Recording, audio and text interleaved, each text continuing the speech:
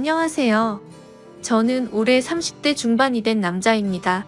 주변 사람들에게는 말하기가 너무 창피하고 민망스러워서 익명의 힘을 빌려 많은 분들께 제 얘기를 들려드리고 싶습니다.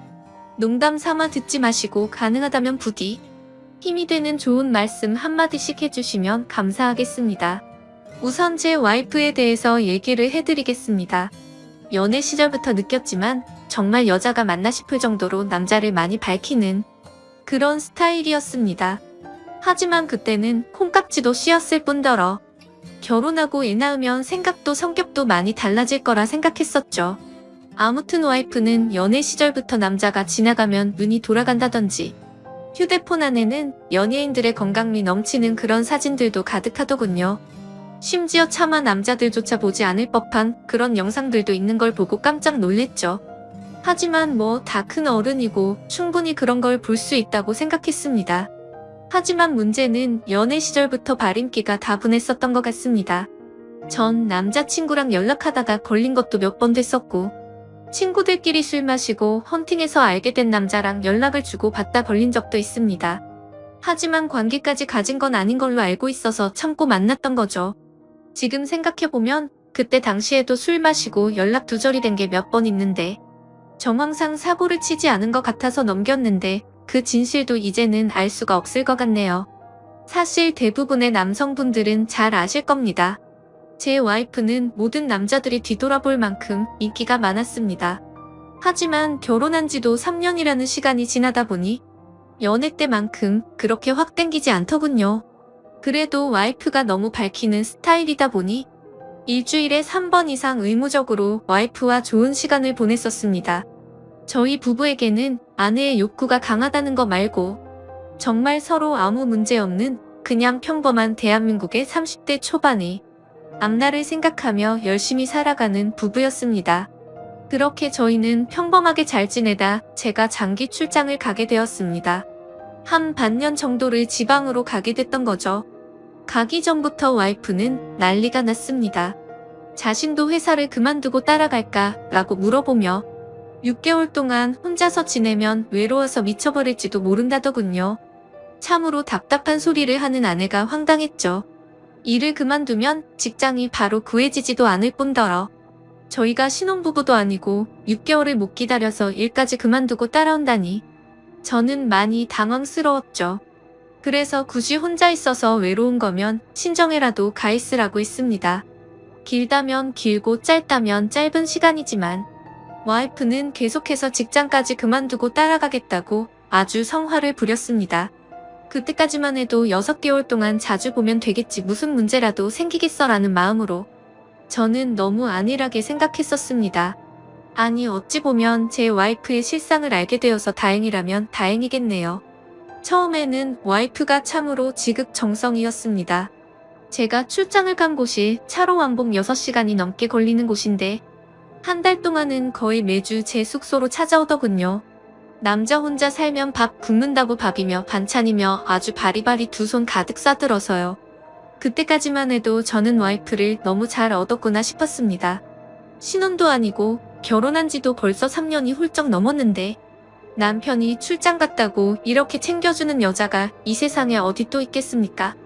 그때까지만 해도 정말 저희에게는 아무런 문제가 없었죠. 그런데 대략 한 달쯤 지났을 무렵입니다. 그렇게 지극정성이던 와이프가 전화도 잘 받지 않고 코빼기도 안 비추더군요. 사실 섭섭하기도 했지만 와이프가 집에서 노는 사람도 아니고 본인도 직장을 다니는 사람이니까 피곤해서 그런가 보다 생각했죠. 반년 일하는 시간은 금방 지나갔고 저는 지방 출장을 모두 마치고 다시 서울로 복귀를 했습니다. 와이프는 집에 온 저를 보자마자 고생했다며 보고 싶은 거 참느라 죽는 줄 알았다면서 달려오더군요. 그러면서 얼른 빨리 씻고 오라며 콧소리를 내면서 애교를 부렸습니다. 그런 모습에 역시 우리 와이프 달라진 게 없네 싶었고 그날 저희는 반갑게 좋은 시간을 보내게 되었습니다. 그리고 나서 대략 일주일 정도쯤 지났을 무렵이었습니다. 소변을 보는데 좀 따끔하더니 생전 겪어보지 못한 가려움이 몰려오더군요. 저는 처음에 뭘 잘못 먹어서 이런가 보다 생각을 했고 밖에서 다른 짓을 한 적이 없으니까 병이 생긴 거라고는 생각조차 못했습니다. 병원에 찾아가기도 민망했었고 그렇게 며칠 동안을 미루고 또 미루었죠. 하지만 시간이 지나갔음에도 점점 나아질 기미가 보이지 않았고 오히려 이상한 분비물도 묻기 시작했고 소변을 볼 때 통증은 더 심해지더라고요. 그래서 저는 결국 도저히 참기가 힘들어서 창피함을 무릅쓰고 병원으로 찾아갔죠. 병원에 갔더니 검사를 해보자 합니다. 의사 선생님은 분비물이 묻고 소변 볼 때 통증이 있고 가렵냐고 묻더라고요. 이게 딱 봤을 때는 임질이라는 병과 증상이 되게 비슷하다고 했고 최근에 관계를 가진 적이 있는지 물었습니다. 그래서 저는 관계는 와이프 말고는 따로 없다고 대답을 했죠. 의사는 저에게 정확한 원인을 알기 위해서 정밀 검사를 받아보라고 권하더군요. 그때까지만 해도 이 의사놈이 환자 가지고 장사하는구나 싶었습니다. 근데 그때 당시에는 빨리 치료를 받고 싶을 뿐 다른 생각은 할 겨를도 없었습니다. 그렇게 저는 검사를 받았고 결과를 보고 난 뒤 정말 제 눈을 의심했습니다. 임실에 헤르페스에 곤지름까지 생겼더라고요. 곤지름은 아직 잠복기라서 딱히 증상이 나타나지는 않았는데 검사를 해보니 균이 나온다고 하더라고요. 저는 거기서도 순진하게 의사에게 물었죠. 제가 최근에 사우나에 다녀온 적이 있는데 사우나에서 옮은 거냐고 했습니다. 저는 정말 와이프 말고 관계를 가진 적이 없는데 라며 이것저것 물어보았죠. 의사는 단호하게 대답을 해주더라고요. 뭐 헤르페스 정도 한 가지라면 사우나나 대중시설에서 옮았을 수도 있지만 이렇게 몇 가지씩 다량으로 증상이 발현되는 건 관계를 가진 것 말고는 다른 원인으로 생겼다고 보기엔 어려울 것 같다고 하더군요. 그때부터 뒤통수를 맞은 듯이 갑자기 온갖 생각이 들었습니다. 그러면 제가 와이프에게 옮았다는 거냐고 물어봤죠. 의사는 아내분과 잘 이야기를 해보라고 했고 아내분도 같이 치료를 받으셔야 할 거라고 했습니다. 그 얘기를 듣고 병원을 나서는데 갑자기 뒷골이 땡기면서 피가 쏠리는 느낌이 들었죠. 일단 저는 증거라도 있어야겠다는 생각으로 아내의 차로 가서 블랙박스를 켜봤습니다. 정말 하나하나 영상을 다 켜보면서 확인을 해보는데 기겁을 했습니다. 왜냐하면 영상 속에서 들리는 남자의 목소리가 한 명이 아니더라고요. 누가 듣더라도 그 남자들마다 평범한 대화를 하는 게 아니고 사랑을 나누는 소리가 들리는데 눈앞이 깜깜해졌습니다. 그동안 그렇게 믿었고 서로를 의지했던 와이프가 제가 모르는 사이에 다른 남자들과 이렇게 해프게 하고 다녔다는 게 믿기지가 않았습니다. 영상 날짜를 보니 아내가 제게 연락이 뜸해졌던 시기와도 맞물리더군요. 제가 출장을 간 지 한 달 뒤 정도에 어떤 남자와 대화를 하는데 대화 내용만 보면 술을 마셨는지 대리기사의 목소리도 들렸습니다. 그런데 다른 사람이 있는데 아랑곳하지 않고 역겨운 말을 하더군요. 남편이 출장을 가서 없으니까 잠시 쉬다 가도 괜찮다고 하는데 너무 충격적이었습니다. 평소에 다른 사람의 시선도 신경 쓰는 다소곳한 모습이 있던 사람이었고 관계를 가질 때조차도 많이 밝히기는 해도 선을 넘지 않았는데 너무 다른 사람 같았습니다. 저는 그 길로 블랙박스 메모리 칩을 빼들고서 집으로 달려갔습니다. 집에 도착한 저는 곧장 와이프를 불렀죠. 너 지금 내가 어디 갔다 온 줄 아냐고 했고 비뇨기과 갔다 왔는데 너 도대체 나 없을 때 뭔 짓거리를 하고 다녔냐고 소리를 질렀습니다. 제가 막 소리를 지르면서 화를 내니까 와이프는 덜덜 떨며 무슨 소리냐고 자신이 무슨 짓을 했다고 이러냐고 변명을 하더군요. 그래서 다시 물었습니다. 아무 일도 없는데 갑자기 내 몸에 임질에 헤르페스에 거기다 곤지름까지 생기냐고 했고 나는 너 말고 다른 여자와 보낸 적이 없는데 그럼 이 병은 갑자기 하늘에서 뚝 떨어진 거냐고 했습니다. 내가 1년을 자리를 비운 것도 아니고 고작 6개월 비웠을 뿐인데 그새를 못 참고 딴 놈이랑 붙어 먹었냐고 말했고 거짓말할 생각은 하지 말라며 블랙박스 메모리 칩을 내려놨습니다. 지금부터 거짓말할 생각하지 말고 솔직히 말하라고 더 크게 소리를 질렀습니다. 제가 너무 흥분을 했고 증거자료까지 내밀면서 몰아붙이다 보니까 그제서야 와이프는 사실대로 실토하더군요. 아주 여기저기 다 정차하는 버스가 따로 없더군요. 처음에 너무 외로워서 그랬답니다. 회식을 하게 되었고 술에 취해서 결국 실수가 시작되었답니다. 평소부터 자신에게 잘 대해주던 직장 후배인데 같은 방향으로 가는 김에 차에 같이 타게 되었답니다. 근데 술에 너무 취해서 자신도 모르게 많이 외로웠답니다. 그래서 그냥 단순히 술을 한 잔만 더 하고 싶은 생각에 집으로 불러들였고 술을 더 마시다 실수를 해버렸다고 하더군요. 제게는 너무나 소중했던 제 보금자리에서 다른 남자놈이랑 놀아나다니 정말 너무 화가 났고 역겨웠습니다. 그런데 이건 시작에 불과하더군요. 그날 이후로 고삐 풀린 망아지처럼 지냈더군요. 어차피 실수를 시작했고 죄책감에 오히려 더 막 나가게 됐답니다. 근데 참 이해가 안 가지 않나요? 상식적으로 실수를 했다면 더 자숙해야 하는데 오히려 더 이따위 짓을 했다는 걸 보면 언젠가는 이딴 짓을 하고 살았을 사람이란 걸 느꼈습니다. 같이 사고를 쳤던 남자들도 다양해서 참 대단하더군요. 직장 후배를 시작으로 유부녀라는 사람이 낯선 남자와도 시간을 보냈고 애인처럼 주기적으로 만난 사람까지 있더라고요. 저는 당장 그놈들 연락처 다 적으라고 어떤 놈들인지 다 알아야겠다고 몇 번 했는지 또 어떤 놈인지 적으라고 했습니다. 와이프는 처음에 그걸 어떻게 다 기억하냐고 그러면서 못 적겠다고 하더군요. 정말 울컥하더군요. 그딴 짓을 해놓고서 어떻게 다 기억 못하냐면서 따졌습니다. 그럼 정 못 적겠으면 너네 친정집으로 가자고 했습니다. 지금 당장 너희 부모님 앞에서 추궁하겠다고 난리를 치니까 마지못해서 적기 시작하군요. 참 기가 막혔습니다. 6개월이라는 짧은 기간 동안 시간을 보낸 남자가 무려 5명입니다. 한 번만 만나서 놀았던 놈은 3명이었고 직장 후배와는 3번의 만남을 더 가졌답니다. 가장 많이 만난 놈이랑은 셀 수도 없을 것 같더군요. 근데 더 충격적인 건 가장 많이 만났다는 그 놈은 저도 알던 놈이었습니다. 왜냐하면 제가 와이프와 자주 가던 식당의 사장놈이었습니다. 심지어 이 사람은 50대 초반쯤인데 와이프와는 거의 20살 이상이 차이가 났던 거죠. 정말 자존감이 무너져 내렸고 충격적이었습니다. 그 사장놈과 가깝게 지낸 지도 오래되었고 그 집구석 부부와 저희 부부가 함께 술자리도 수차례 가졌기 때문에 배신감은 더 컸습니다. 그런데 도대체 이 사장놈이랑은 언제부터 이딴 짓거리를 했냐고 물었습니다. 관계를 시작하게 된 건 3개월 정도 됐다고 하더군요. 어느 날 와이프는 친구들이랑 그 식당에서 모임을 가지게 됐다고 했습니다. 늦은 시간까지 술 자리는 길어졌고 천연덕스럽게 그 사장은 그 자리에 끼었답니다. 그래서 2차까지 가게 되었고 와이프는 술에 취하게 되었답니다. 평소 친분이 있던 식당 사장놈이 데려다 준다고 해서 같이 차를 탔는데 거기까지만 기억이 나고 일어나 보니 같이 잠을 자고 있었다고 하더군요. 그래서 그날 이후부터는 계속해서 만남을 가져왔다고 했습니다.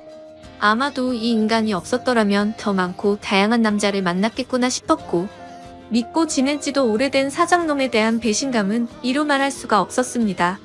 그 사장놈은 저와는 나이차가 많이 났지만 많이 믿고 의지했던 사이였습니다.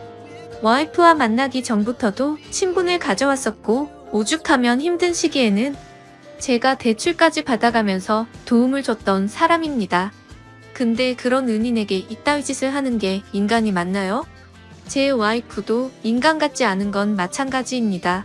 하룻밤을 비롯해 5명의 남자들과 만남을 가지고 그것도 모자라서 남편의 지인과 바람까지 피다니 그것도 20살이 넘게 나이도 많고 자식까지 가진 유부남과 말이죠. 충격에 충격이 이어지다 보니 도대체 어디서부터 어떻게 화를 내야 할지 감조차 오지 않더라고요.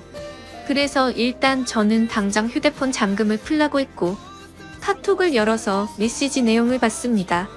그동안의 메시지 내용은 지웠는지 오늘 날짜로 잊지 않은 메시지가 하나 와 있더군요.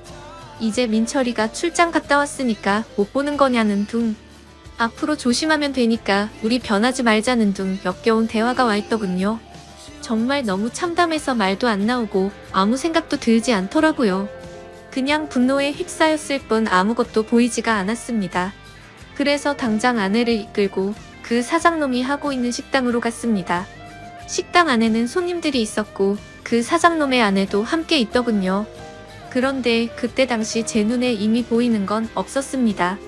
들어가자마자 욕을 지르면서 불렀고 바로 멱살을 잡았습니다. 그 사장놈의 아내는 깜짝 놀라서 달려나와서 저를 뜯어말렸고 저는 온 동네에 소문이 나길 바라는 마음으로 큰 소리로 말했습니다. 이 인간 같지도 않은 인간이 무슨 짓 했는지 아냐고요. 제가 출장 간 사이에 제 와이프랑 바람 피우고 붙어먹은 지 3개월이 됐다고 말해줬습니다. 와이프는 옆에 서서 울고 있었고 그 사장놈의 아내도 충격을 먹었는지 저보다 더 화를 내면서 남편을 밀치고 멱살 잡고 난리가 났습니다. 그 사이에 손님들은 전부 다 밖으로 나가버렸고 진짜 짐승들처럼 뒤엉켜서 순식간에 개판이 되었습니다. 다음 날에는 그 직장 후배놈도 응징하기 위해서 와이프의 회사로 찾아갔습니다. 조금은 마음이 차분해져서 깽판을 치지는 않았고 다이렉트로 회사 대표와 만났습니다. 내 와이프가 여기 직장 동료랑 바람을 폈다. 딴 거 다 필요 없고 그 사람 자르라고 했습니다. 안 그러면 더 이상 어떤 걸 날지 모른다고 하니까 바로 알겠다면서 죄송하다고 하더군요. 당연히 와이프도 이 회사에서 그냥 내보내라고 했습니다. 그딴 인간들 여기 둬봤자 여기에 도움될 거 없을 거니까 알아서 하라고 했죠. 와이프와는 이혼을 해야겠다는 생각으로 당분간 얼굴도 마주치지 말자고 했고 집에서 내쫓아 버렸습니다. 저 또한 맨정신으로 버틸 수가 없어서 회사에는 잘 얘기해서 휴가를 냈고 며칠 동안 집에 박혀서 술만 마시고 있었습니다. 옛날 생각도 나고 어떻게 이렇게 됐는지 웃다 울다 사람이 미쳐가는 게 한순간이더군요. 그렇게 3일 정도 지났을 무렵 그 사장놈에게서 메시지가 왔습니다. 저에게 사과를 해도 모자를 파네 오히려 뻔뻔하게 욕을 하더라고요. 조용히 일 처리를 하면 되지 굳이 그렇게까지 해야 했냐면서요. 본인도 이혼 소송 진행 중이고 가게도 문을 닫게 됐다면서 징징거리는데 본인이 일을 저질러 놓고 저더러 어쩌라는 건지 역겹고 짜증이 나서 저도 같이 싸웠습니다. 저는 너 같은 인간 말종이랑 말 섞기 싫으니까 헛소리 그만하라고 말했고 그동안 내가 너한테 빌려줬던 돈을 이번 주 내로 당장 다 갚으라고 했습니다. 그러니까 돈 없다면서 배째라고 말하더군요. 나이 50이 넘어서도 이따위 짓을 하는데 어떻게 이런 인간이랑 연락을 해오며 살았을까 제 스스로에게도 화가 났습니다. 그때부터 이 인간 같지도 않은 놈이 저를 약올리기 위해서 비아냥거리기 시작하더군요. 제 와이프가 이렇게 해줬다 저렇게 해줬다부터 시작해서 또다시 저는 충격적인 얘기를 듣게 되었습니다. 참 파고 또 파도 끝이 없었네요. 너도 내 덕분에 이혼하게 된 걸 다행으로 알라면서 말하는데 지 친구놈과 셋이서도 어울렸다고 말하더군요. 진짜 이런 인간이었나 싶고 사람의 이중성에 환멸을 느꼈습니다. 와이프와 저는 연애 시절부터 결혼까지 거의 6년이란 시간을 함께 했습니다. 제가 알던 와이프가 맞나 싶을 정도로 또 다시 큰 충격을 받았습니다. 이런 게 현실적으로 있을 수 있는 일인가 싶었습니다. 저는 곧바로 와이프에게 전화를 했고 이 말이 사실이냐고 물었죠. 그러자 한참을 말없이 가만히 있더군요. 그래서 저는 왜 말을 못하냐고 하니까 한숨을 쉬더니 적당히 하라면서 적반하장으로 짜증을 내더군요. 그러면서 내가 뭘 했건 이제 너랑 나랑 상관없는데 왜 자꾸 묻냐고 했습니다. 솔직히 당연히 이혼은 계속 진행했겠지만 조금이라도 고민을 안 했다면 거짓말이겠죠. 그만큼 많이 사랑했었기에 일말의 가능성을 생각했는데 전부 다 제 착각이었습니다. 아니 오히려 다행이라고 생각해야겠네요. 마지막까지 제대로 된 실체를 보여줘서 미련 없이 끝낼 수 있겠구나 싶었으니깐요. 이렇게 말도 안 되는 사건이 일어난 지도 고작 일주일이 지났네요.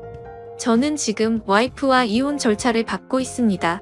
와이프와 직장 후배놈은 그 회사에서 잘리게 되었고요. 아직까지 해결이 안 된 문제는 그렇게 믿고 지냈던 사장놈입니다. 제게 빌려가서 갚지 않은 돈만 원금 2천만 원이 넘습니다. 이런 일은 태어나서 처음 겪다 보니 어떻게 해야 할지 머리가 어지럽네요. 일단 법적으로 어떻게 해서든 이 인간에게도 최대한의 고통을 주고 싶습니다. 어떻게 해야 이 인간도 피눈물 흘리면서 후회할 수 있게 만들 수 있을까요? 세상에 이런 일들이 일어나리라곤 절대로 생각 못했는데 제게도 이런 일이 일어나네요. 아마도 다들 드라마나 영화에서나 일어나는 일이라고 생각하실지 몰라도 생각보다 이런 불륜 사건들은 한 해에도 수도 없이 일어난다고 하더라고요. 다른 사람들은 저처럼 너무 사람들을 믿어서 상처받는 일이 없었으면 하는 바람입니다. 그리고 어떻게 해야 그 사장놈을 응징할 수 있을까요? 비열하게 비웃고 조롱하는 그 사장놈을 절실하게 응징하고 싶습니다. 제발 좀 방법이 있다면 알려주세요. 감사합니다. 안녕하세요. 저는 서울에서 거주 중인 30대 초반의 여자입니다. 그동안 있었던 파란만장한 제 인생사를 들려드리고 싶어서 이렇게 조심스레 사연을 보내게 되었습니다. 저는 지금 형부와 같이 살고 있는데 긴 글이 될 수도 있겠지만 그저 한 여자의 속풀이라고 생각하고 가볍게 들어주셨으면 좋겠습니다. 저에게는 2살 차이가 나는 친언니가 한 명 있습니다. 언니는 내사 차분하고 현명했으며 성격도 참 시원시원했었죠. 똑 부러지는 성격에 공부도 상당히 잘했고 얼굴도 예쁜 외모라 남자들 사이에서도 인기가 상당히 많았습니다. 더군다나 성격도 착해서 어릴 적부터 저를 쌀뜰히 챙겨준 언니가 제 우상이자 꿈이었던 것 같아요.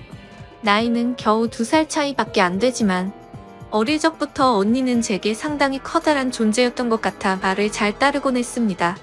공부를 상당히 잘하던 언니는 서울의 좋은 대학에 입학하게 되었고 그로 인해 서울에서 혼자서 자취를 시작하게 되었습니다.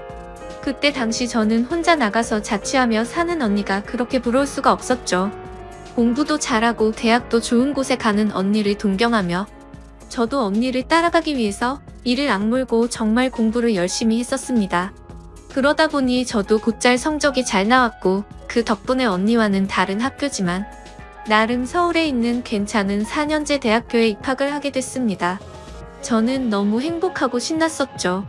그렇게 꿈을 그리던 언니와의 자취 생활과 대학 생활이 너무 기대가 되었습니다. 부모님은 철없는 딸년이라고 핀잔을 주셨지만 내심 서울 4년제 대학에 입학한 딸들을 보며 흐뭇해 하셨었던 것 같습니다. 그렇게 학기가 시작되었고 저는 언니와 같이 살게 되었습니다. 대학 생활을 시작하니 이래저래 시간이 금방 지나가더라고요. 친구들도 여러 명 사귀게 되었고 술집도 처음 가보고 미팅도 하면서 너무 즐겁게 지낸 것 같아요. 그러다 언니는 졸업을 하고 대기업은 아니지만 업계에서 알아준다는 좋은 곳에 취직을 하게 되었습니다. 그리고 얼마 뒤 지금의 형부를 만나게 되었네요. 언니보다는 2살 위였으니 저하고는 4살 차이가 나는 남자였고 언니와 소개팅으로 만났다고 들었습니다. 처음 만났을 때 환하게 웃으며 "네가 연희의 동생이야?" 라고 말하던 게 정말 엊그제 있었던 일처럼 생생합니다. 저는 언니와 같이 살고 있었기 때문에 형부와는 자주 만났어요. 처음에는 여자 둘이 사는 집에 자꾸 찾아오는 게 불편했지만 너무나 좋은 성격에 항상 밝은 미소를 보여주던 형부였죠.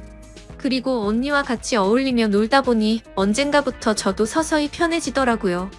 2사람은 항상 저를 같이 챙겨주었고 식사나 영화 그리고 술을 마실 때도 함께 했어요. 언젠가부터 그게 너무 좋았고 일상이 된 듯이 같이 노는 게 편해졌습니다.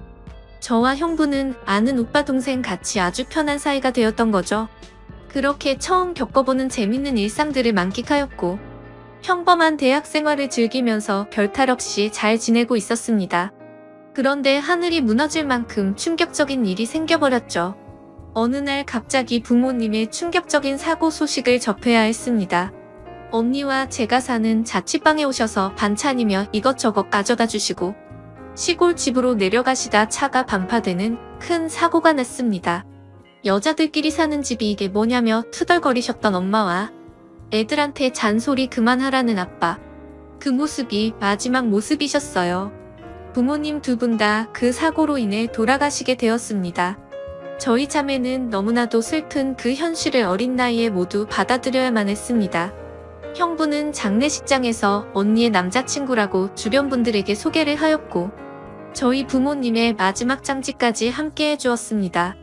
목 놓아 울다가 너무 힘들어 지치면 형부가 달래주었고 무엇이라도 먹으라며 밖에서 죽까지 사와서 저희들을 챙겨줬었죠.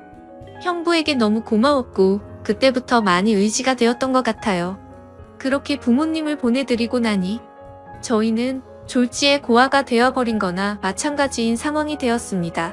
그렇게 힘든 시기에 겨우겨우 버티면서 대학 생활을 마치고 졸업을 하게 된 저에게도 어느 날 한 남자가 다가오게 되었습니다. 이 남자가 바로 제 전 남편입니다. 부모님이 돌아가시고 형부와 언니에게 많이 위로받고 기대면서 살았지만 그걸로 제 마음이 채워지기에는 부족했었나 봐요. 자상하게 다가와서 제 말을 잘 들어주던 그 남자와 연애를 하게 되었고, 저는 자연스럽게 그 남자에게 제 삶을 기대고 많이 의지하게 되었었죠. 그러다 보니 집에 들어가지 않고 외박을 하는 횟수도 점점 늘게 되었고, 안 그러던 제가 갑자기 그런 모습을 보이게 되자 언니와 형부에게 혼도 많이 났었습니다. 그러던 중 저는 그만 사고를 치고 말았습니다. 어리다면 어린 그 나이에 혼전 임신을 하게 되었던 거죠. 지금 생각해보면 정말 미친 짓이라 생각하고 있고 그 시간을 되돌리고 싶은 심정입니다. 물론 지금 제 인생 누구보다 소중한 제 딸아이가 없길 바란다는 뜻이 아니고 전 남편만 되돌리고 싶습니다. 하지만 그때 당시에는 그 남자를 많이 의지했고 사랑했었기에 미래가 행복할 거라 꿈꾸고 아이를 낳자고 마음먹었습니다. 그렇게 저희는 예정에 없었던 결혼을 급하게 하기로 한 거였죠. 그래서 저는 언니와 형부에게 이 사실을 알렸고 정신이 있는 거냐며 많이 혼났었던 것 같습니다. 잘 살 테니 걱정하지 말라고 얘기를 계속 해줬지만 그게 말처럼 쉽게 될 리 없다는 걸 잘 알고 있는 두 사람은 저를 많이 설득하려고 했죠. 하지만 뱃속에 제 아이가 있었기에 되돌릴 수 없다는 걸 모두가 알았고 결국 제 의견을 따라서 결혼을 진행하게 되었습니다. 그러나 상견례부터 참 쉽지 않더군요. 그날부터도 많은 일이 있었습니다. 언니와 형부가 상견례 자리에 나와주었고 어른은 없냐며 대놓고 무시하던 시댁. 그리고 그런 경험을 처음 하면서 괜찮은 척하며 땀을 뻘뻘 흘리면서 시댁에 비위를 맞춰 주던 형부. 매사에 정확하고 똑부러지던 제 언니도 저를 위해 성격 죽이고 이리저리 무사히 상견례를 끝마쳤네요. 남자친구와 저는 어린 나이에 목돈이 없었기에 시댁에서 마련해주신 15평 남집되는 빌라에서 아이를 출산하였고 신혼생활을 시작하게 되었습니다. 그런데 제가 꿈꾸던 결혼 생활과는 정반대였습니다. 연애하던 시절에는 항상 저를 착하게 대해주던 남편은 결혼을 하고 난 뒤 마치 다른 사람처럼 180도로 바뀌었습니다. 잦은 음주와 외박 그리고 저에게 욕설까지도 서슴지 않았습니다. 처음에는 단순히 벌어지는 실수라 생각되어 넘어갔지만 그게 점점 도를 넘어서더니 어느 순간부터는 제게 몫을 짓까지 하더군요. 부모가 없어 네가 개념이 없다며 욕을 하고 언니와 형부까지 싸잡아서 욕을 했습니다. 어리다면 어린 나이에 그 얘기를 듣고 있자니 서름에 북받쳐서 아이를 안고 많이 울었던 것 같아요. 하지만 저는 언니와 형부에게 제 상황을 이야기하지 못했습니다. 잘 살겠다고 큰 소리 뻥뻥 치고 강행했던 이 결혼. 지금 제가 이런 대접을 받고 힘들게 산다는 사실을 안다면 언니와 형부가 너무 슬퍼할 걸 잘 알았거든요. 그렇게 저는 힘든 하루하루를 살아가던 중 언니와 형부는 결혼을 하게 됐습니다. 저는 그 당시 많이 힘들고 지친 마음이었지만 누구보다 그 둘의 결혼을 축복했기에 밝게 웃으며 축하해 주었습니다. 그리고 저의 불행한 일상이 2년쯤 지났을 때였습니다. 남편의 폭언과 만행은 점점 더 심해졌고 어느 날부터는 술집 다니는 여자와 외도를 하는 사실까지 알게 되었습니다. 많이 믿고 결혼한 사람이었기에 그런 현실들이 너무 많이 힘들었어요. 그래서 저는 이제는 이 사람과 어떻게든 정리를 해야겠다고 생각하고 있었을 때였습니다. 하지만 현실적으로 이혼하고 나가면 어떻게 살까라는 생각이 들었고 아직 이렇게 조그마한 딸아이와 내가 잘 살 수 있을까 걱정이 들었습니다. 부모님께서 살아 계셨으면 내가 돌아갈 곳이 있을 텐데 하는 슬픔에 잠겼죠. 그러다 힘들어 지쳐 딸아이를 데리고 언니를 보러 집으로 찾아갔습니다. 저는 아무런 일 없다는 듯 언니와 식사를 했고 평소대로 일상적인 대화를 나누었습니다. 언니와 식사를 하고 있는 중에 형부가 퇴근하여 집으로 들어왔고 저를 보며 반갑게 맞아줬습니다. 언니네 오게 되면 딸아이 선물도 챙겨서 들어오게 미리 얘기 좀 하라고 하는 형부. 이렇게 정감 있는 인사를 해주며 제 머리를 쓰다듬어 주더라고요. 그런데 얼마 전 남편에게 밀쳐져서 넘어지다 찢어졌던 부분을 건드렸고 저도 모르게 비명소리를 내게 되었습니다. 형부는 깜짝 놀라서 뭐냐고 왜 그러냐고 계속 물어봤죠. 저는 사실대로 말할 수 없어 눈을 못 마주치고 있는데 걱정을 해주는 모습을 보고 있으니 저도 모르게 서름에 북받쳐 갑자기 눈물이 흘렀습니다.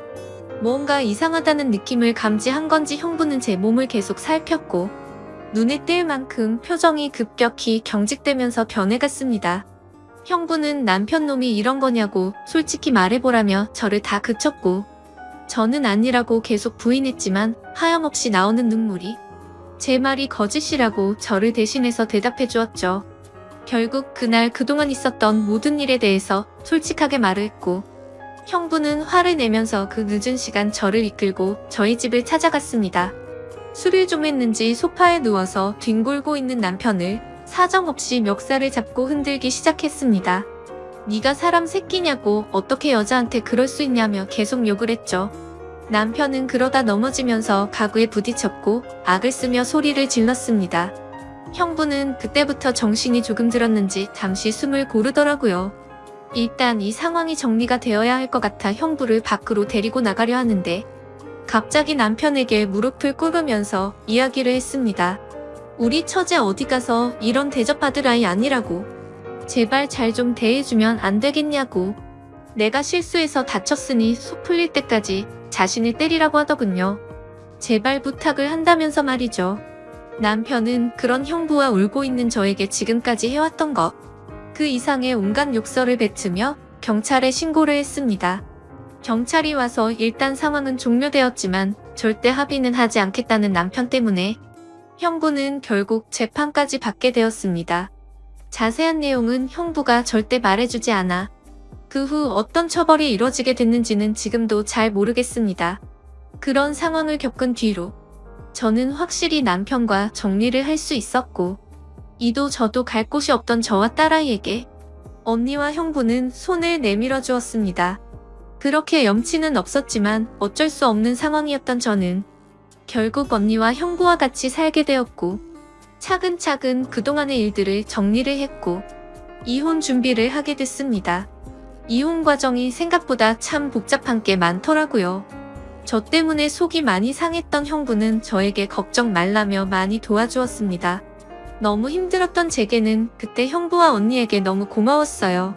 그리고는 예전처럼 형부를 만났을 때처럼 저와 언니 그리고 형부, 거기에 제 딸아이까지 나름 행복한 생활로 돌아올 수 있었습니다. 딸아이는 아주 어려서 그간의 일들을 전혀 인지하지 못합니다. 마냥 이 상황이 당연한 일상인 듯 해맑게 커가고 있었습니다.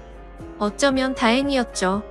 이때쯤 아이가 3살이 되어 어린이집에 보낼 수 있었고, 저도 작지만 경제활동을 할 수 있게 되었습니다. 전공을 살려 작은 디자인 업체 취직을 하게 되었어요. 이 회사가 프리랜서처럼 집에서도 일을 할 수 있었기에 아이를 키우는 저에게는 딱 알맞은 직장이었거든요. 급여는 그리 많지 않았지만 빨리 목돈을 모아서 이 집에서 독립하기 위해 이 악물고 일했던 것 같습니다. 회사 몰래 아르바이트 짬짬이 해가면서 아이도 챙기고 일도 병행하는 그런 정신없이 바쁜 나날들을 보냈습니다. 그러다 어느 날 일어나지 말아야 할 충격적인 사건이 벌어졌습니다. 왜 저에게는 이런 시련들이 몇 번씩이나 이어졌는지 하늘이 원망스럽습니다. 어느 날 회사에서 디자인 회의를 하고 집으로 돌아왔는데, 회사에 있어야 할 형부가 잔뜩 어지럽혀진 집안 식탁에 앉아 울고 있었어요. 식탁 위에는 마시던 소주들이 널브러져 있었고요. 너무 놀라서 이게 무슨 일이냐 물었지만 형부는 아무 말이 없더라고요. 그러다 식탁 위에 올려진 이혼 서류를 발견했고, 그 서류에는 언니 이름이 적혀 있었습니다. 무슨 일이냐 물었습니다. 한참이 지난 뒤에 형부가 하는 말이 언니와 이혼하게 되었답니다. 언니는 집을 나갔다고 하더라고요. 갑자기 도대체 무슨 말인지 도저히 이해가 안 되었어요. 아무 문제 없이 행복하게 잘 지내고 있는 줄만 알았는데 갑자기 이혼이라니요. 계속 형부에게 물었지만 형부는 그냥 이혼할 거니 그렇게 알라고만 얘기했고 다른 이야기는 해주지 않았습니다. 일단 아이를 챙겨야 했기 때문에. 대화는 그렇게 끝났고 바로 언니에게 전화했습니다. 언니는 아무 말도 하지 않았고 저는 무슨 일인지 일단 만나서 이야기하자고 언니를 다독였습니다. 언니와 만났고 이야기를 들었습니다. 언니는 정말 미안하고 몹쓸 짓인 걸 알지만 사랑하는 사람이 생겼다고 말하더군요. 이게 도대체 무슨 말인지 말도 안 나왔습니다. 제가 그렇게 좋아했던 똑순이 언니가 형부가 아닌 사랑하는 사람이 생겼답니다. 너무 화가 났어요. 뭐라고 욕도 나오기 전에 언니의 뺨부터 때렸습니다. 도대체 이게 무슨 짓거리냐고. 형부가 우리한테 얼마나 잘해줬는데 그게 무슨 말이냐고. 내가 잘못 들은 거 맞다고 말하라고 소리를 질러댔습니다. 그런 언니는 그저 미안하답니다. 저를 끝까지 챙겨주지 못하고 무책임하게 떠나게 되어서 미안하다고 하더라고요. 너무나 황당하고 어이가 없어서 말도 제대로 안 나오더군요. 그렇게 저희들을 위해 잘해준 우리 형부가 너무 불쌍해서 저는 정신을 차리고 언니에게 얘기했습니다. 앞으로 너는 내 언니도 아니고 2번 다시 우리 앞에 나타나지 말라고. 내가 너 대신 형부를 끝까지 지켜줄 거니 꺼지라고 했습니다. 그리고 울면서 자리를 나왔습니다. 저도 그렇게 아프게 이혼했는데 그렇게 믿었던 언니가 제 전남편처럼 인간 같지도 않는 짓을 저지르다니 믿어지지가 않았습니다. 집으로 돌아온 저는 말없이 형부를 위로해 주었습니다. 사실 제가 할 수 있는 일이 크게 없었어요. 저도 딸아이와 함께 얹혀 살고 있는 입장이었기 때문에 그저 위로를 해줄 뿐 다른 방법이 없었거든요. 형부는 며칠 동안 출근도 하지 않고 술만 마시며 지냈습니다. 그걸 보다 보니 저는 너무 안쓰러웠습니다. 그래서 그때부터 언니 대신 집안일을 더욱 더 살뜰히 챙겼고 가사, 육아, 일을 병행하게 되었습니다. 너무 바쁘게 움직였지만 그것보다 형부의 충격이 더 걱정되어 힘들다는 생각도 못했었죠. 그러던 어느 날 형부가 저를 불렀습니다. 그리고 봉투 하나를 건네주었는데 1억 원이 수표로 들어있었어요. 그러며 하는 말이 같이 아파트 들어가려고 모아두었던 돈인데 이제 아무것도 필요 없으니 이 돈 가지고 나가서 자기 걱정 말고 행복하게 살라고 합니다. 여기에 계속 있기 불편하지 않겠냐고. 어차피 끝까지 저랑 제 아이 데리고 가려고 했었길 그 몫을 나누어 주는 거라고 하더군요. 힘든 그 와중에도 제 걱정을 하고 있었다니 눈물이 나서 펑펑 울어버렸어요. 그리고 형부를 꼭 안아주며 내가 같이 지켜줄 거니까 너무 슬퍼하지 말라고, 당분간 곁에 있게 해달라고. 형부가 정신 차리면 내가 알아서 나갈 테니 이 돈은 필요 없다고 말했습니다. 형부도 감정이 복받쳤는지 목 놓아 울었고 알겠다면서 고맙다고 말하더라고요. 그렇게 저와 저희 딸아이 형부까지 비록 임시지만 새로운 가족이 되었습니다. 형부는 바랄 게 뭐 있냐고 아무것도 필요 없다며 언니와 조용히 합의 이혼을 했습니다. 왜 이렇게 착한 사람을 상처받게 만드는지 언니가 너무 미웠고 형부에게 미안했습니다. 이렇게 짧은 시간 동안 부모님의 사고 그리고 혼전 임신과 이혼 또 믿었던 언니의 충격적인 배신까지 무려 3가지나 되는 큰일을 연달아 겪었습니다. 형부는 이혼을 한 뒤로 정신을 차리고 일상으로 돌아왔습니다. 저도 마찬가지고요. 서로 많이 의지를 해가며 바쁜 나날들을 보내고 있습니다. 언니가 떠난 충격을 온전히 떨칠 수는 없었지만 그래도 그 슬픔이 어느 정도 가셨을 무렵 작은 월세방을 얻어서 나간다고 형부에게 말했죠. 어느 정도 일상이 제자리를 찾은 것 같아서 제가 살 길을 찾아가겠다고 말했더니 여기가 너희 집인데 어딜 가냐고 화를 내더라고요. 이제 우리 가족인데 어딜 나가냐고요. 끝까지 서로 의지하자며 저를 붙잡더라고요. 형부를 위해서도 이건 아니다 싶어 완강히 거절했지만 이런저런 실랑이 끝에 형부에게 너무 고마운 마음이 들었습니다. 결국 저는 형부의 손을 놓을 수 없었습니다. 저희는 서로 상처받은 사람들이 만든 이상한 가족 구성원이 되었지만 나름 행복하게 잘 살고 있습니다. 지금은 전에 살고 있는 곳보다 조금 더 좋은 아파트로 이사도 했고요. 남들이 이상하게 볼 수도 있겠지만 신경 쓰지 말라고 늘 본인보다 저를 신경 썼어요. 아이 유치원 행사에도 애비 없는 자식 소리 듣지 않게 하려고 아빠처럼 참여해주고요. 남들이 흔히 생각할 수 있는 이상한 관계는 절대 아닙니다. 사실 저조차도 나름 소소한 행복을 느끼며 사는 이 순간이 영원할 것 같진 않습니다. 언젠가는 저도 형부와 떨어져 이곳에서 떠나야 할 거라 생각하고 있고요. 그래도 지금 당장은 현재에 충실해서 행복하게 지내보려고 합니다. 길다면 긴 시간에 많은 일들을 모두 담아보려다 보니 많이 횡설수설한 것 같네요. 제 이야기 들어주셔서 감사드립니다. 안녕하세요. 저는 올해 32살이 된 남자입니다. 사람 인연이라는 게 참 기묘한 것 같습니다.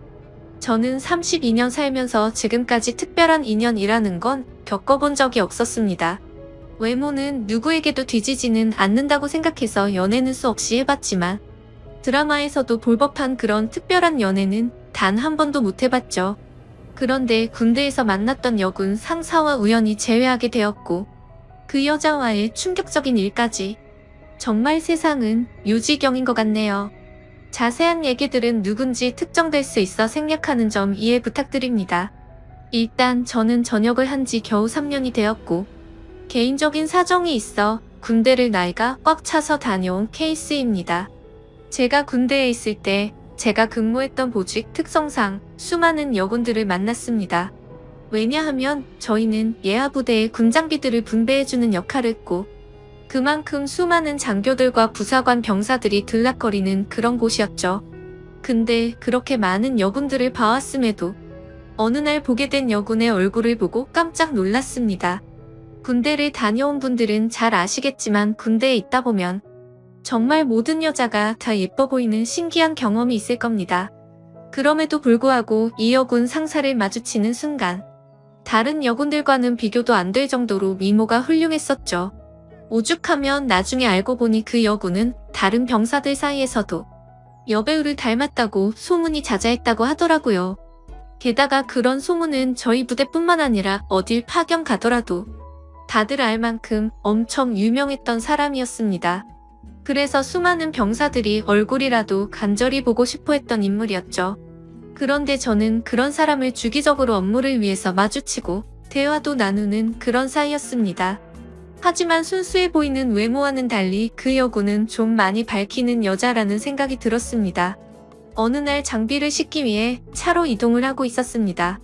그런데 대뜸 창문을 내리더니 밤꽃 냄새를 맡으면서 이 냄새가 너무 좋다는 겁니다. 흔히 아는 밤꽃 냄새는 그 냄새와도 비슷했기에 제가 잘못 들었나 싶어 깜짝 놀래며 잘 못 들었습니다 라고 하니까 다 알면서 뭘 모르는 척 하냐며 웃더라고요. 그리고 또 어느 날은 제가 축구를 마치고 돌아가던 길에 마주쳤는데 땀에 젖은 모습을 보더니 야, 너 좀 달라 보인다? 라면서 은근슬쩍 터치를 하더라고요. 솔직히 그런 예쁜 미모에 저를 건들다 보니 심장이 엄청 떨렸죠. 그 외에도 다른 사람들에게 들은 에피소드는 수없이 많았습니다. 이 여군이 밝힌다는 소문이 자자했던 거죠. 하지만 대부분의 얘기는 유언비어일 수도 있으니 흘려들은 것도 많았습니다. 근데 지금 생각해보면 아닌 땐 굴뚝에 연기 나지 않는다란 속담이 절로 들더군요. 그런 미모의 여군과 군대 내에서 별의별 상상을 다 했습니다. 하지만 차마 고백을 한다거나 그런 건 꿈꿀 수도 없었죠. 그런 미모를 갖고 있는데 누가 감히 놔두겠나요? 당연히 그 여군분은 장교분과 교제를 하고 있었고 병사들은 결코 넘볼 수도 없었습니다. 그래서 소가리를 해가면서도 바라볼 수밖에 없었죠. 누군가를 짝사랑하다 보니 남들과는 달리 국방부 시계도 엄청 빠르게 흘러갔습니다. 그렇게 저는 전역을 하게 되었습니다. 전역을 하고 나서는 그동안 허비했던 시간이 컸던 만큼 하루라도 자리를 잡고 싶었기에 곧바로 수많은 면접을 받고 직장에 취업했습니다. 그렇게 매일같이 바쁜 생활을 지내다 정신을 차려보니 어느새 32살이 되었죠. 전역하고 이 나이 먹도록 일에 매진하느라 제대로 된 애인도 없었는데 이제 슬슬 아저씨 소리를 들을 나이가 되어 오다 보니 이제는 슬슬 평생 독신으로 살아야 하는 건가 라는 생각이 들기 시작했죠. 그런 와중에 제가 그렇게 꿈꿔오고 짝사랑했던 여군 상사를 3년 만에 다시금 마주치게 되어서 너무 신기했었고 이게 운명인가 싶었습니다. 그녀를 만나게 된 건 6개월 전으로 거슬러 올라갑니다. 저는 천안에서 어느 정도 규모 있는 회사를 다녔는데 서울로 지역 이동 발령이 났습니다. 좌천이 된 게 아니라 오히려 승진을 하게 돼서 내려진 발령이라 제게는 엄청 좋은 기회였죠. 그렇게 기쁜 마음으로 생애 처음으로 서울 생활을 시작하게 되었습니다. 다행히 회사에서 멀지 않은 곳에 괜찮은 원룸이 있더라고요. 주변 분위기도 괜찮고 이웃들도 상태가 나빠 보이지 않았습니다. 결국 원룸을 계약하고 들어가서 지내던 중 며칠 후에 윗집이 나가는 걸 보았습니다. 위치가 좋은 원룸이라 오래 지나지 않아 새로운 세입자가 들어온다고 하더라고요. 그러다 편의점에 뭘 사러 가는 길에 이사하는 모습을 언뜻 보았습니다. 저보다는 좀 어린 나이로 20대 중반쯤으로 보이는 여자였습니다. 근데 무엇보다도 딱 달라붙는 짧은 옷을 입은 게 눈에 띄었죠. 솔직히 처음 봤을 때 마음이 좀 동하는 건 사실이었습니다. 얼굴도 제 스타일이었고 유독 짧은 복장에서 드러나는 몸매도 좋았거든요. 그냥 나오는 몸이 아니라 관리해야 나오는 그런 몸이었습니다. 그렇게 윗집이 이사오고 그날로부터 며칠 뒤의 일로 기억합니다. 갑자기 윗집에서 시끌벅적하고 남자들과 여자들이 여럿이서 떠드는 소리가 들렸습니다. 그러다 새벽까지 무언가 쿵쿵하는 소리가 나는 겁니다.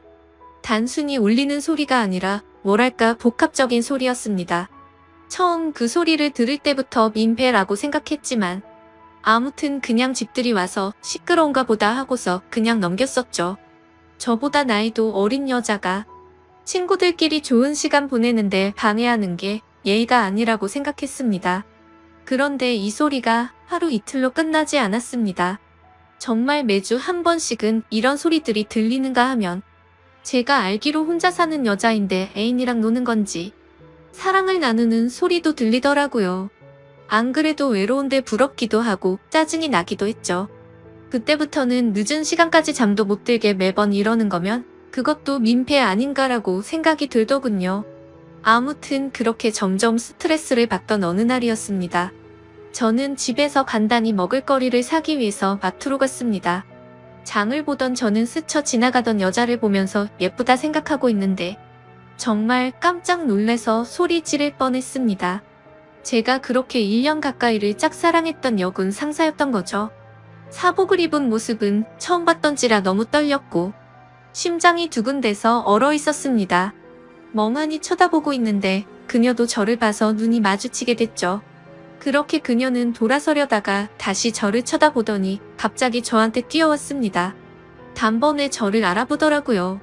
머리카락이 길어서 못 알아볼 뻔했다면서 긴가민가 했는데 엄청 반갑다고 하더군요. 저는 창피하게도 너무 떨려서 말을 얼버무리며 반갑다고 했죠. 그녀는 이게 무슨 우연이냐면서 같이 커피나 한잔 하자고 했고 저희는 커피숍으로 향했습니다. 그동안 어떻게 지냈는지 이런저런 얘기를 주고받았고 그 여군 상사는 1년 전쯤 전역을 하게 됐다고 했습니다. 지금은 군대에서 하던 주특기 관련 분야로 취직을 해서 지내고 있다고 했고 이 동네에는 취직을 하게 되면서부터 혼자서 자취를 하고 있다고 하더라고요.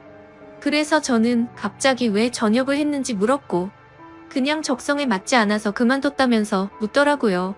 뭔가 웃음이 어색하길래 석연치는 않았지만 뭐 그런가 보다 했죠.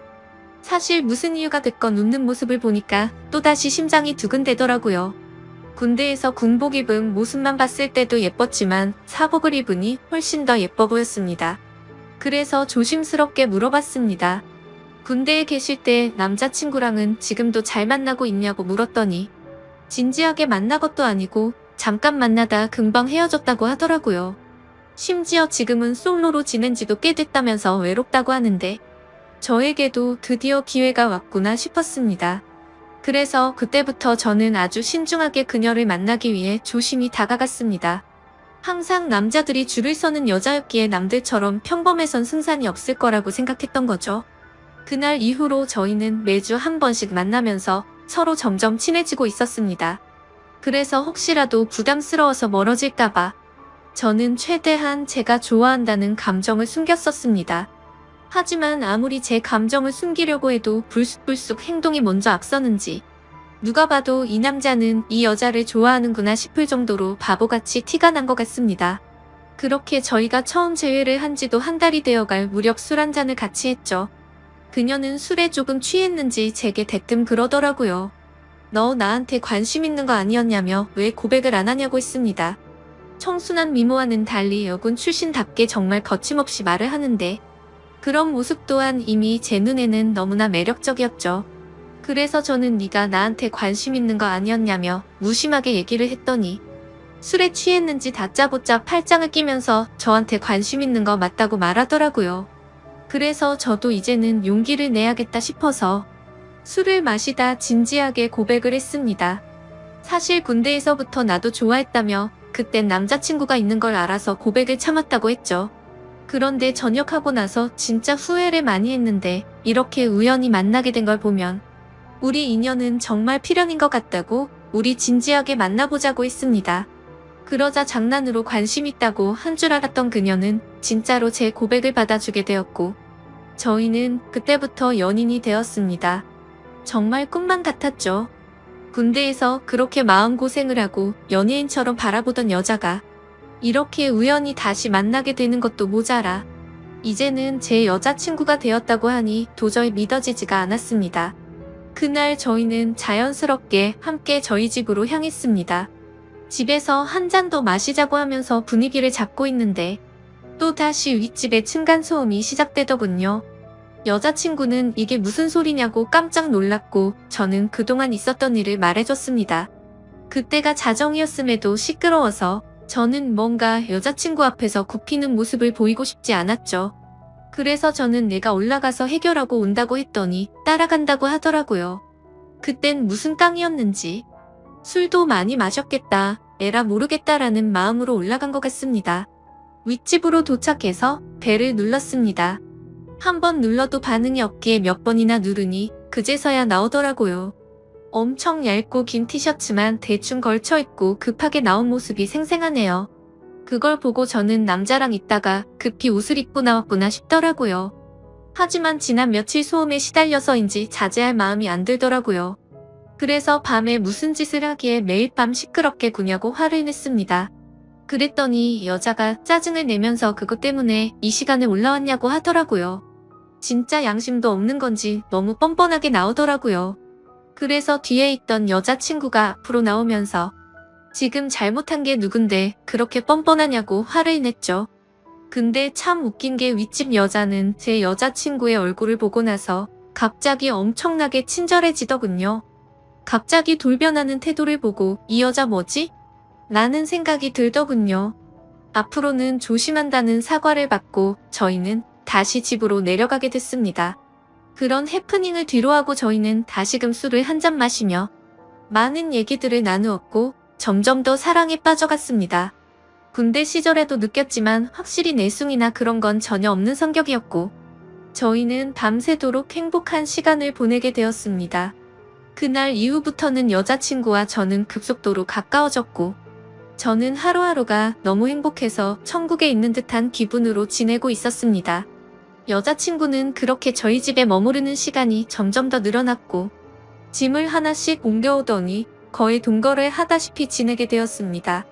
그렇게 시간이 지나다 보니 뭔가 생뚱맞게도 제 여자친구는 윗집 여자와 갑자기 친하게 지내더라고요. 언제부턴가 둘이서 쇼핑도 가고 영화를 보러 간다고 한다던지 말이죠. 그때 알아차려야 했습니다. 갑자기 너무 친하게 지내게 된 것도 이상했고 그런 여자와 가까이 지낼 때부터 둘의 만남을 말려야 했는데 지금 생각하면 너무 후회가 되고 시간을 돌리고 싶습니다. 저는 갑자기 두 사람이 가까워지는 게 이상해서 물었습니다. 갑자기 왜 모르는 사람이랑 이렇게 친하게 된 거냐고 물었죠. 예전에 층간소음으로 따지러 갔을 때 제 여자친구 얼굴을 보고 친해지고 싶었답니다. 제가 없을 때 윗집 여자가 먼저 저희 집으로 와서 다시 한번 사과도 하고 맛있는 것도 주고 가고 그러면서 점점 친해졌다네요. 여자들 사이에서도 단순히 예쁜 여자를 좋아하는 그런 독특한 사람이 있다더군요. 그때는 그냥 그런 이유가 있는가 보다 하고 넘겼습니다. 그런데 두 사람이 가까워질수록 여자친구의 행동에는 문제들이 늘어갔습니다. 새벽 늦은 시간까지 술에 취해서 연락이 안 되는 일이 생겨났고 행복했던 저희 만남에도 점점 균열이 생기기 시작한 거였죠. 그래도 제가 너무 사랑했던 마음이 컸던지라 최대한 인내심을 가졌습니다. 친하게 지내봤자 조만간 다시 제자리를 찾겠지 하고 안일하게 생각했습니다. 하지만 일주일 전 제 인생에서 가장 충격적인 사건이 일어났습니다. 저는 회사에서 당직 같은 시스템으로 밤새 시스템을 모니터링하는 업무도 했었기에 한 달에 4번 정도 회사에서 밤새 근무를 하곤 했습니다. 그날도 제가 당직이어서 집에 들어가지 못한다고 여자친구에게 알렸고 여자친구는 알겠다며 피곤해서 일찍 집에 들어가서 잔다고 말했죠. 그런데 그날따라 감기 기운이 돌았는지 몸 상태가 말이 아니었습니다. 그래서 저는 야근 중인 후배에게 부탁을 해서 당직을 바꾸게 되었고 몸 상태가 좋지 않아서 그 길로 집으로 향했습니다. 그때는 이미 자정이 다 되어가는 늦은 시간이었기에 여자친구가 자다가 깰까봐 연락은 생략하고 들어갔죠. 그렇게 집으로 향하던 중 저는 감기약을 사기 위해서 약국을 찾았습니다. 그런데 동네에는 24시간을 하던 약국이 없었기에 상비약이라도 사자는 마음으로 동네 편의점으로 갔습니다. 그래서 계산을 하고 있는데 술 마시는데 약을 먹어도 괜찮냐고 하는 겁니다. 그래서 저는 갑자기 그게 무슨 뚱딴지 같은 소리인가 싶어서 물었습니다. 술을 사지 않는데 갑자기 웬 술이요? 라고 묻자 아까 여자친구분이 자주 어울리는 여자분이랑 남자친구분들 여러 명이 와서 술을 사가서 물어봤답니다. 계산해주시는 분은 편의점 점주분이셔서 저와 여자친구를 기억하시는 분이었습니다. 그래서 이게 무슨 소리인지 싶었고 재차 물었습니다. 혹시 술을 언제쯤 사갔냐고 물어보니 저녁 7시쯤 안 돼서 엄청 사갔다고 하더라고요. 그 시간에는 여자친구가 피곤해서 일찍 집에 들어가서 잔다고 했던 시간쯤이었습니다. 설마 했습니다. 하지만 아무리 믿어보려고 해도 그때부터 뭔가 거짓말로 뒤통수를 맞은 기분이 들었죠. 집으로 향하는데 설마 우리 집에서 나 몰래 바람을 피우고 있는 건가부터 온갖 상상이 들더군요. 이미 반쯤 정신이 나간 상태였던 저는 몸 상태가 좋지 않았음에도 미친 듯이 뛰어서 집에 도착했습니다. 문을 열고 들어가 봤더니 일찍 잔다고 했던 제 여자친구는 안 보이더라고요. 그래서 곧장 전화를 했습니다. 수십 차례를 연달아 하는데도 전화를 받지 않았습니다. 도대체 얘가 뭔 짓거리를 하길래 어딜 가서 연락을 안 받나 생각하는데 갑자기 문득 윗집 여자가 생각났습니다. 자주 있던 여자분이라고 하면 이 동네에서 집히는 여자는 단 한 명밖에 없었기 때문이죠. 그래서 저는 휴대폰을 내려놓고 조용히 소리를 듣고 있었습니다. 아니나 다를까 조용히 있으니 서서히 들리기 시작했습니다. 윗집에서 항상 들려왔던 시끄러운 소리들이 나더라고요. 저는 그 소리를 듣자마자 상상의 나래를 펼치게 되었습니다. 그때부터는 이미 반쯤 맛이 가서 눈이 돌아갔죠. 앞 뒤 가릴 거 없이 당장 윗집으로 올라갔습니다. 그런데 배를 눌러봤자 문을 열어줄 리가 없을 것 같다는 생각이 들었습니다. 그래서 경비실로 가서 저는 윗집 층호수를 말하면서 그 집 차가 지금 제 차를 막고 있다고 인터폰으로 말 좀 해달라고 부탁드렸죠. 그 여자는 인터폰으로 지금 내려간다고 대답을 했고 저는 얼른 뛰어서 그 집 앞으로 갔습니다. 도착해서 숨죽이고 있는데 문이 열리더라고요. 제 얼굴을 보더니 그 여자는 엄청나게 깜짝 놀라면서 묻지도 않았는데 언니 지금 잠들었다고 말하더라고요. 그래서 저는 그럼 여자친구 데리고 가겠다고 문틈 사이로 살짝 보니 신발장에 남자 신발 여자 신발들이 널브러져 있더군요. 그리고 제가 선물을 해줬었던 제 여자친구의 신발도 함께 말이죠. 저는 그 장면을 보자마자 눈이 뒤집혀서 현관문을 벌컥 열려고 했습니다. 하지만 그 순간 그 여자의 옆으로 아주 건장한 남자가 오더니 무슨 일이냐며 저를 막아 서더군요. 그래서 이성을 잃은 저는 바로 욕을 하면서 문을 열려고 했죠. 그런데 갑자기 그 남자가 안에서 문을 발로 차버리는 바람에 저는 넘어지고 말았고 다급히 현관문을 잠궈버리더군요. 순간적으로 도대체 내가 왜 여기서 이러고 있는지 너무 허탈했고 엄청나게 열이 받아서 앞뒤가 보이지도 않았습니다. 저도 밖에서 문을 잇는 힘껏 차면서 문을 열라고 소리를 쳤지만 절대로 열지를 않더군요. 문득 저를 돌아보니 제 스스로가 너무 비참했습니다. 분명히 여자친구가 안에 있는데 저를 무시하고 배신하는 모습을 보고 소리쳤습니다. 이 시간 이후로 절대 핑계 따위 필요 없고 다시는 내 눈앞에 띄지 말라고요. 그렇게 저는 모든 걸 포기한다는 마음을 안고서 집으로 내려갔습니다. 정말 제 인생에서 단 한 명밖에 없을 거라 생각했던 인연이라 생각했는데 제대로 뒤통수를 맞은 기분이었죠.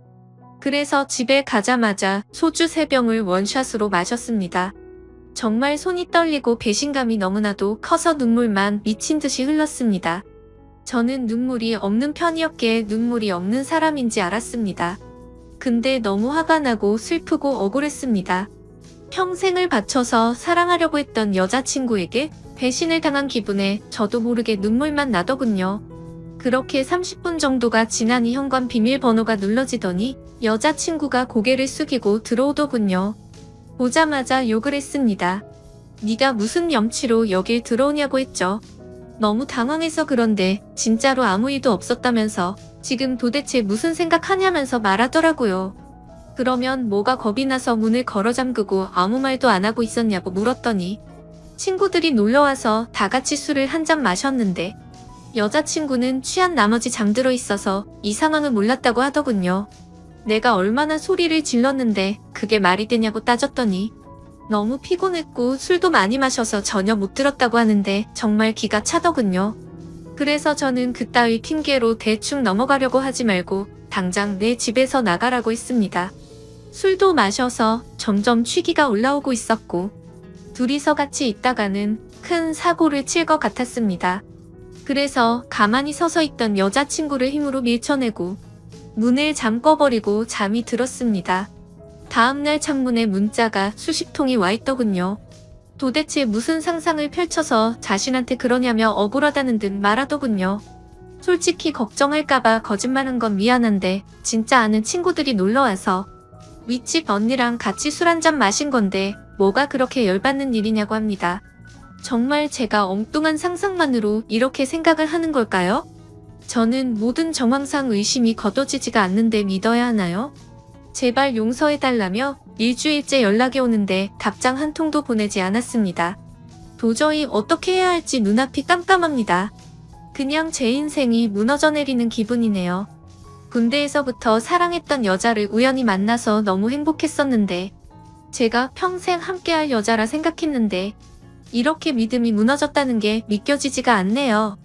저는 지금 어떤 선택을 해야 할지 모르겠습니다. 현명한 의견을 부탁드리겠습니다. 감사합니다.